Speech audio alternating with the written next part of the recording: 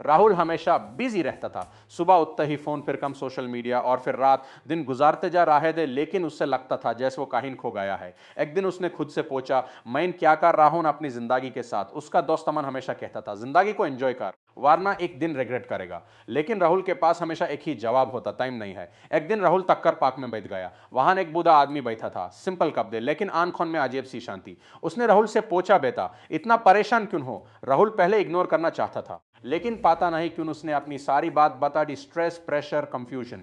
बूढ़ा आदमी हल्का सा मुस्कुराया और बोला, तुम्हें लगता है तुम जिंदगी ढूंढ रहे हो। राहुल एकदम चुप हो गया। फिर उस आदमी ने एक कहानी सुनाई। एक मोर था, बहुत खूबसूरत, लेकिन वो काबिल नख्ता नहीं था। उस लगता था लोग उसका मजाक उड़ाएंगे। एक दिन जंगल में तेज आंधी आई, सब जानवर दार गए, लेकिन वो मोर अचानक अपने पंख खोलकर नहाने लगा। सब उससे देखने लगे, पहले हैरानी से, फिर खुशी से। उस दिन उसे समझ आया कि लोग क्या सोचेंगे। इस दार ने उसे जिंदगी जीने ही नहीं दी। राहुल ने देर से पूछा, लेकिन मैं क्या करूं। बुढ़ा आदमी बोला, तुम्हारे अंदर भी एक मोर है, लेकिन तुमने उसे छुपा रखा है। लोग जज करेंगे, इग्नोर करेंगे, क्रिटिसाइज करेंगे, लेकिन अगर तुम रुक गए तो तुम कभी खुद को नहीं पा पाओगे। उस रात राहुल ने पहली बार अपना फोन साइड पर रखा। उसने एक नोटबुक निकाली और लिखना शुरू किया, मैं क्या बनना चाहता हूं, मुझे क्या पसंद है, और मैं किस चीज से डर रहा हूं।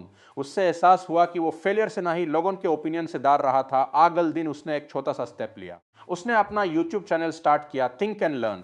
शुरू में कोई रिस्पॉन्स नहीं आया, कुछ लोगों ने मजाक भी बनाया, लेकिन इस बार राहुल रुकने वाला नहीं था। हर दिन वो एक नई वीडियो बनाता, चाहे व्यूज आए ना आए। धीरे धीरे उसका कॉन्फिडेंस बढ़ने लगा। एक दिन अचानक उसकी एक वीडियो वायरल हो गई। कमेंट्स आने लगे, भाई आपकी वीडियो ने मोटिवेट किया, मुझे आपसे इंस्पिरेशन मिली। राहुल के आंखों में आंसू आ गए। उससे समझ आ गया कि असली जीत तब होती है जब तुम डर के बावजूद आगे बढ़ते हो। कुछ दिन बाद राहुल फिर अस पार्क में गया, उस बूढ़े आदमी को ढूंढने, लेकिन वहां कोई नहीं था। लोगों ने कहा कि यहां कोई ऐसा आदमी कभी आता ही नहीं। राहुल हल्का सा मुस्कुरा दिया। शायद वो आदमी सच में था, या शायद वो उसके अंदर की आवाज थी। अब राहुल को समझ आ चुका था, जिंदगी में मौके मिलते नहीं, बनाने पाते हैं। हर इंसान के अंदर एक मोर होता है, बस यूज नहाने देना पड़ता है। और जब तुम अपना दार छोड़ देते हो, तभी तुम सच में जीना शुरू करते हो। राहुल उस दिन पार्क से वापस आया तो उसके अंदर कुछ बदल चुका था। पहले जहां वो हर चीज को इग्नोर करता था, अब वो हर चीज को नोटिस करने लगा। सड़क पर चलते हुए लोगों की भीड़, छोटी छोटी खुशियां, बच्चों की हंसी, सब कुछ अलग लांग लगा। उसने अपने रूम की दीवार पर एक लाइन लिख दी, दार के आगे ही मेरी जिंदगी है। हर सुबह वो उठकर उस लाइन को देखता और खुद को याद दिलाता कि आज कुछ नया करना है। लेकिन बदलाव इतना आसान नहीं था। एक दिन उसकी वीडियो पर किसी ने कमेंट किया, यह सब बकवास है, टाइम वेस्ट मत करो। पहले राहुल इस कमेंट से टूट जाता, लेकिन इस बार उसने सिर्फ एक सेकंड के लिए सोचा, फिर फोन साइड पर रख दिया। उसने खुद से कहा, लोगों का काम बोलना है, मेरा काम करना है। धीरे धीरे राहुल ने कंसिस्टेंसी डेवलप कर ली। हर दिन एक वीडियो, चाहे मूड हो या ना हो। कभी कभी उसे लगता था कि वो फिर से थक रहा है, लेकिन इस बार वो रुकता नहीं था। एक रात उसने अपनी पुरानी लाइफ के बारे में सोचा। कैस वो सिर्फ दूसरों की एक्सपेक्टेशंस पर जी रहा था, कैस उसने अपने सपनों को इग्नोर किया हुआ था। उस रात उसने एक और डिसीजन लिया, मैं किसी और के लिए नहीं, खुद के लिए जीऊंगा। अगले कुछ हफ्तों में राहुल का चैनल धीरे धीरे ग्रो होने लगा, व्यूज बढ़ने लगे, सब्सक्राइबर्स आने लगे।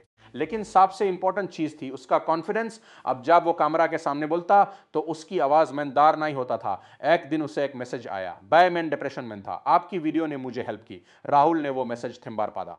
उससे एहसास हुआ कि उसका काम सिर्फ वीडियोस बनाना नहीं है, वो लोगों की लाइफ पर इंपैक्ट डाल रहा है। लेकिन जिंदगी सिर्फ अच्छे पालन का नाम नहीं है। एक वक्त ऐसा भी आया जब राहुल का चैनल सडनली डाउन होने लगा। व्यूज गिर गए, एंगेजमेंट कम हो गया, उससे फिर डाउट होने लगा, शायद मैं इतना अच्छा नहीं हूं, शायद वो सब सर्फ लग था। उसने एक हफ्ते तक को वीडियो नहीं बनाई। फिर एक दिन उसने अपनी डायरी खोली। उसने वो पहला पेज पादा जहां उसने लिखा था, मैं किस चीज से डर रहा हूं, मैं फिर से वही गलती कर रहा हूं, दार के सामने रुक जाना।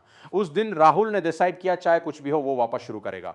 उसने एक वीडियो बनाई जिसमें उसने अपनी सच्चाई शेयर की, अपनी स्ट्रगल, अपने डाउट्स, अपने फेस। वो वीडियो वायरल हो गई, लोगों ने लिखा, ये रियल है, ये दिल से है, आपके साथ हैं। राहुल समझ गया, लोग परफेक्शन नहीं, ऑनेस्टी देखना चाहते हैं। अब उसकी जिंदगी का एक नया फेज स्टार्ट हो गया था।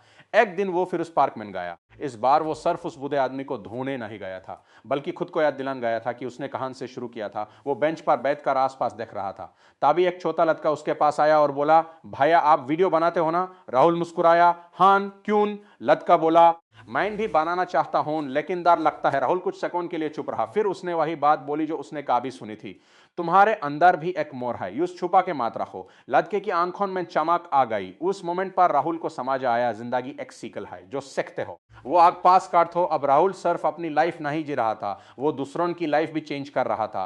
रात को हर जाकर उसने मिरर में खुद को देखा। इस बार उसे एक कंफ्यूज्ड इंसान नहीं दिखा, उसने एक कॉन्फिडेंट, स्ट्रांग और क्लियर इंसान देखा। उसने देर से कहा, अब मैं खो गया नहीं हूं, मैं मिल गया हूं। और उस दिन से राहुल ने एक रूल बना लिया, हर दिन थोड़ा सा बेटर बनूंगा, चाहे कितना भी छोटा स्टेप क्यों ना हो।